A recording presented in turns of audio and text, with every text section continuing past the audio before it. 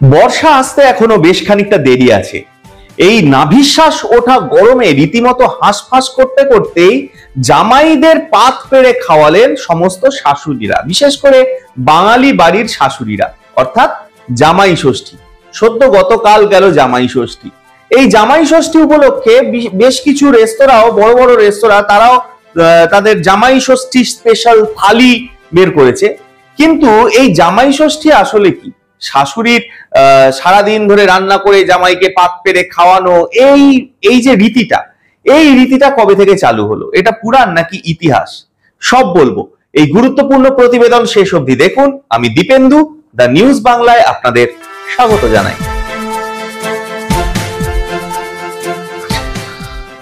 জামাই ষষ্ঠী কিন্তু বাঙালিদের অত্যন্ত প্রাচীন একটা রীতি।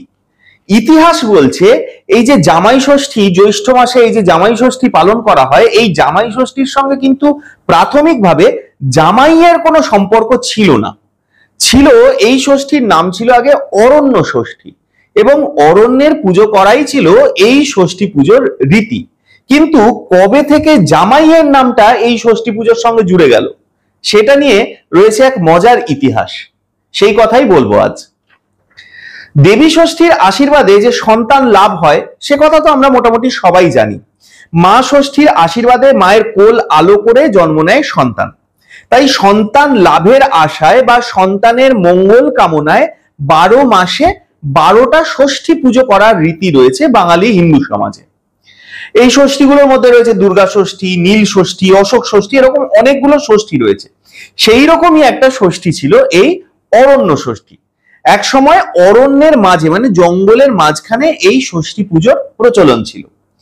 অরণ্য না থাকলে বাড়ির উঠোনে বা বাড়ির দালানে ছোটখাটো কিছু গাছ লাগিয়ে এই যে পঞ্চবৃক্ষ, সেই পঞ্চবৃক্ষ লাগিয়ে তার মাঝখানে পালন করা হতো এই অরণ্য ষষ্ঠী।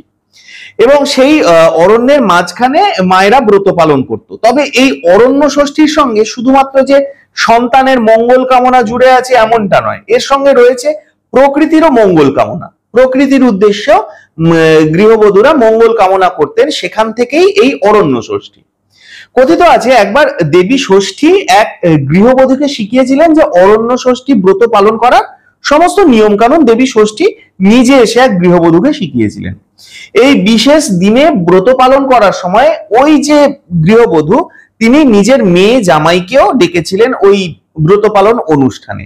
এবং মেয়ে জামাই আসার পরে স্বাভাবিকভাবেই সেই গৃহবধূ জামাইকে খাতির যত্ন করেন, তাকে আম, কাঁঠাল, লিচু, এই সমস্ত ফল ফলাদি দেন, তাকে মিষ্টি দেন, এবং সেই ষষ্ঠী পুজোর পরে সেই ষষ্ঠীর মঙ্গল তিলক সেই জামাইয়ের কপালে এঁকে দেন।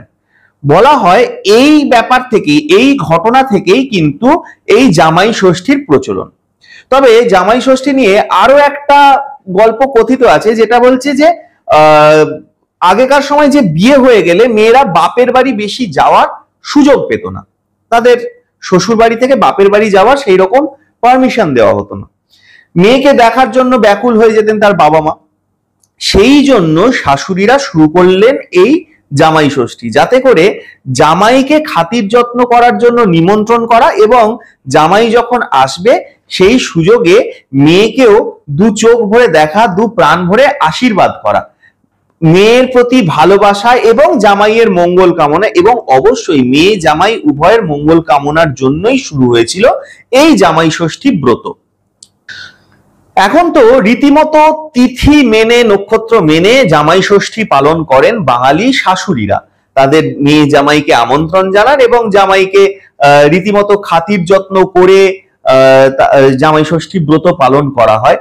এখন এই অরণ্যের মাঝখানে ষষ্ঠী পুজো, এই ব্যাপারটা অনেকটা উঠে গেলেও এই তিথি মেনে জামাইকে খাতির যত্ন করা, জামাইয়ের মঙ্গল কামনায় জামাইকে মঙ্গল তিলক পরানো, এবং তার পাশাপাশি জামাইকে বেশ পাত পেড়ে খাওয়ানো, তার সঙ্গে নিয়ম অনুযায়ী তাল পাতার পাখায় করে হাওয়া করা, এই সমস্ত বিষয়ই কিন্তু মোটামুটি প্রচলিত আছে।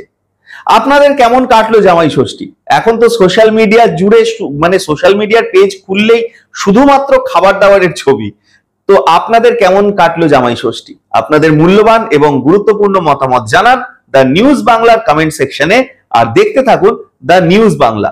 বাংলার ইতিহাসে, বাংলার রীতিনীতিতে ছড়িয়ে ছিটিয়ে রয়েছে এই ধরনের অনেক রীতিনীতি, যেগুলো সম্পর্কে আমরা অনেকেই জানি না।